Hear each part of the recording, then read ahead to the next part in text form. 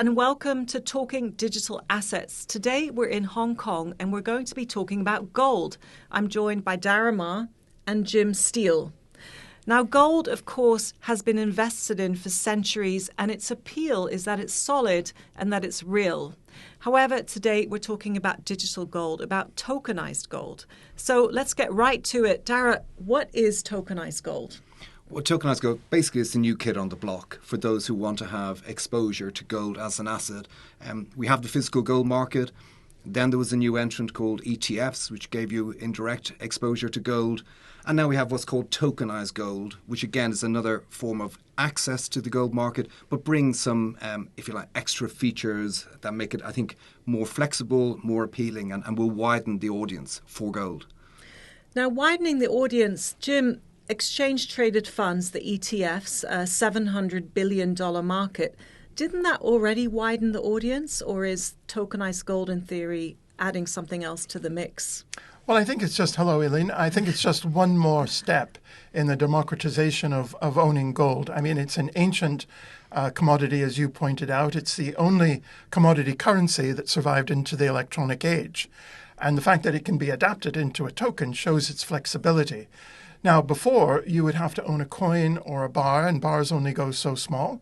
And then you got an ETF, which was pioneered by HSBC, along with the World Gold Council. But this is the next step, and you can own in under an ounce now on an ETF, which I think is the great gain for the emerging world and other places where, an ounce of gold was over $5,000 earlier in the year. It puts a lot of buyers out of the market, but a fraction of an ounce is something quite different. So, Daragh, how is this fractionalization achieved? I mean, this is through blockchain technology, which Right. I guess underpins the fast-growing digital assets world in general. Yeah. So the basic premise across the tokens is that you have one-to-one backing for gold. So if you put $100 into a gold token, the issuer will go and find $100 worth of gold to back that up, right? So it's this one-to-one backing. So it's still linked to real gold. Yeah, and it's not just somebody imagining and trying to track the gold price. They physically will hold gold on your behalf. And that's important. So what's the extra bit it brings, right? The extra bit it brings is it's on the blockchain, as you say, which allows for 24/7 trading. It's not something ETFs do. ETFs have market hours, etc.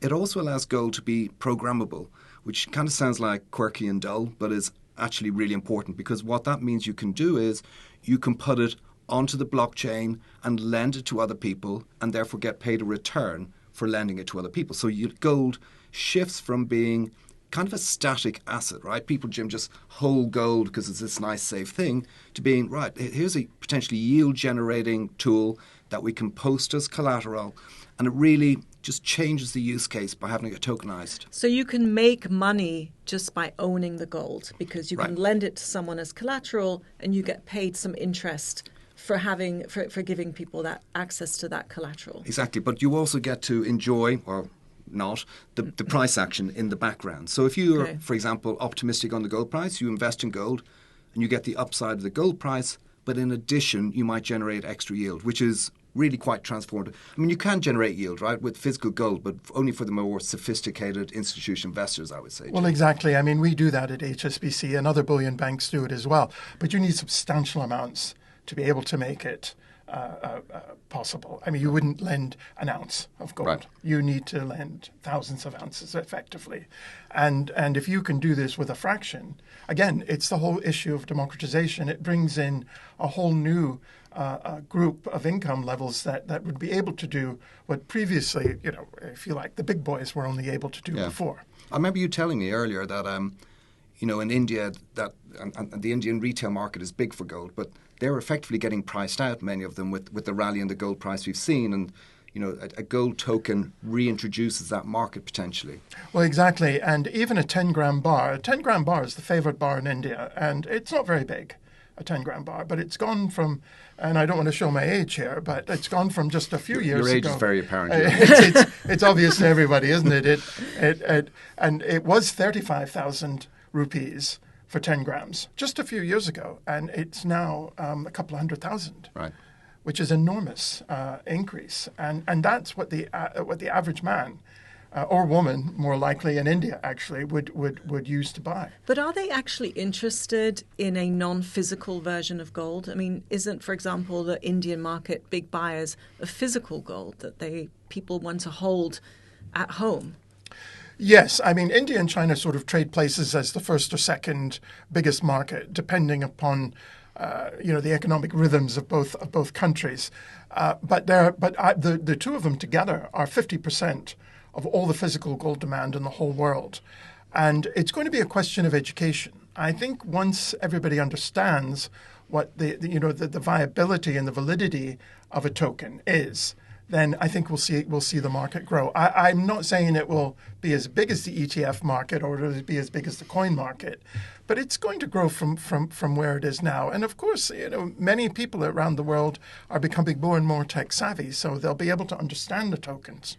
So how big is it now? I mean, it's tiny, right? I think in your report you call it an acorn. Yeah, it's small, 6 billion.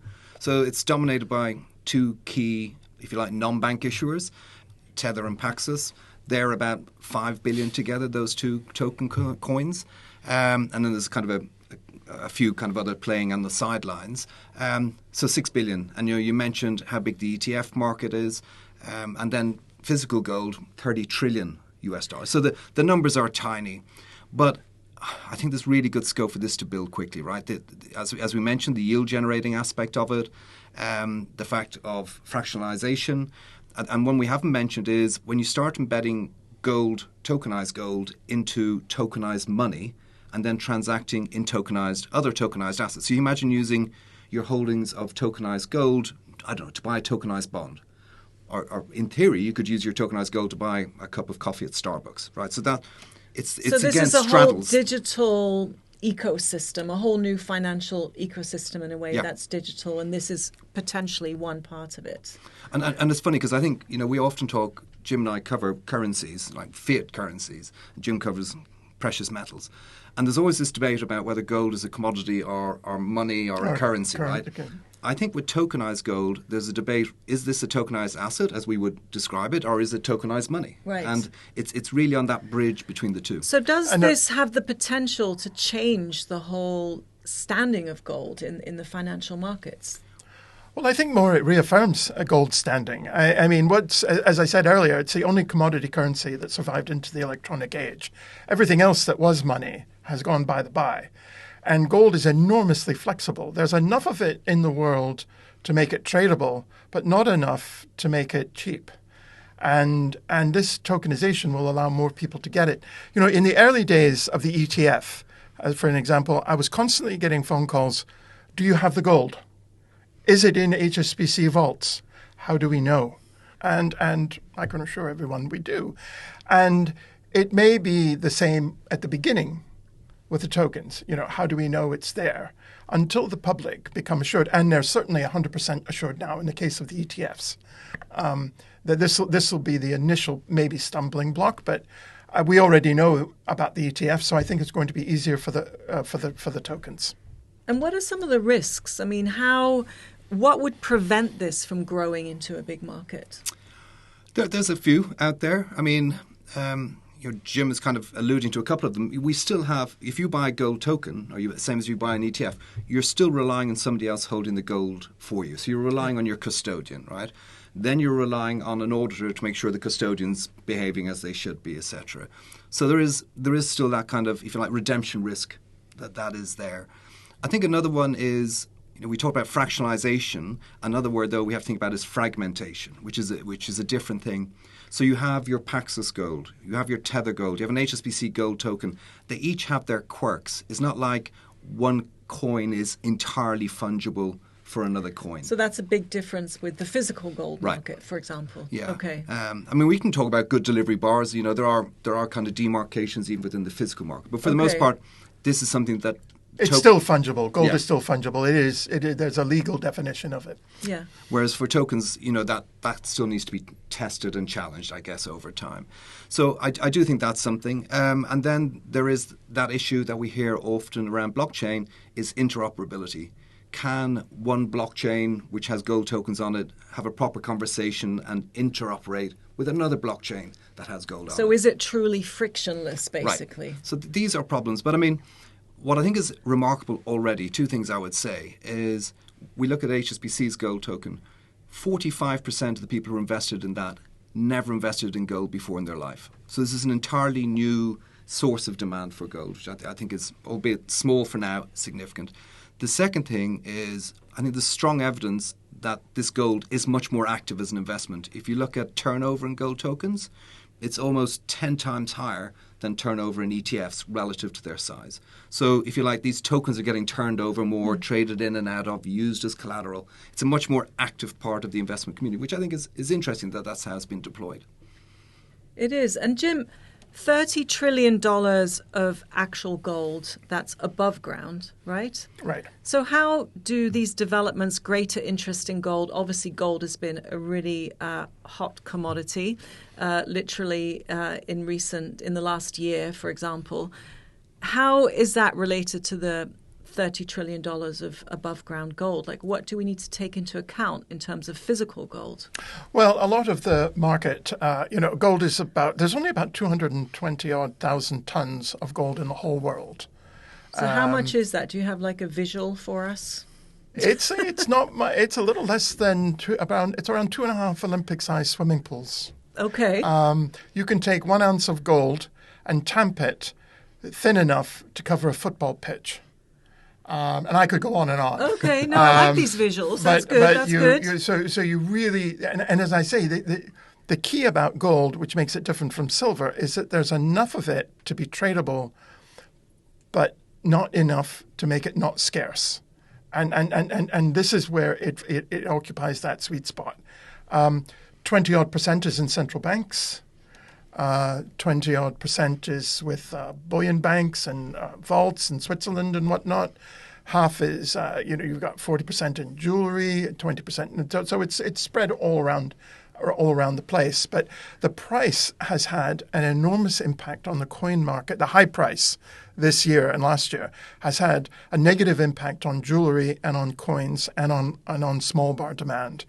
And this is where I think you've got a potential audience that would have bought more jewelry, that would have bought more coins, but they've been priced out. And 70% of gold demand is in price-sensitive economies outside of the OECD. And this is going to allow them to get in at even if it's at a small stake. I thought it was, if I could add to that, I thought it was interesting you mentioned central banks as holders. We think about what does all this tokenization mean for the physical gold market? It's only bringing an incremental amount of demand. Okay, fine. But if we look at other forms of gold holdings in, let's say, the crypto universe, a key one is the Tether stablecoin. They are now ranked as the 29th biggest holder. If they were a central bank, they'd be the 29th biggest holder of gold in the world as a central bank. Because what they've done is they have issued their stablecoin. Just to remind the audience, that's a token, a currency, digital currency that is pegged to the US dollar. So when you hand them US dollars, they then go and invest that. And they've invested quite a portion of it in gold, in physical gold. So this is what we were talking about earlier, that there's this whole digital ecosystem, and this allows gold to slot into it. Right, but they're a big holder. This is, where tokenized gold at the moment is 6 billion. Yeah. We're talking like significant amounts, enough to put Tether as, up there. I think like Australia or something, a bank of that nature has got about the same holdings. So there are direct impacts from tokenized golds, and then there are the indirect impacts of Tether gold holdings as part of its stablecoin reserves. I think, and they're a big player, right? No, I think it also sort of reaffirms and solidifies gold's position as a currency, in addition to being a commodity. I mean, if you can use it to buy that cup of coffee, then it's a currency. Yeah. But it's not controlled, and this is why people like gold. It's not controlled by a government. You're not dedicated to the Fed or the Bank of England or anything else like that. So this is its attraction. So look, we'll watch this space. I guess this could continue the debate about is gold a currency or a commodity. And we will see whether this grows from an acorn into an oak tree. We shall. Thank you so much. Thank you. Thanks, Aline.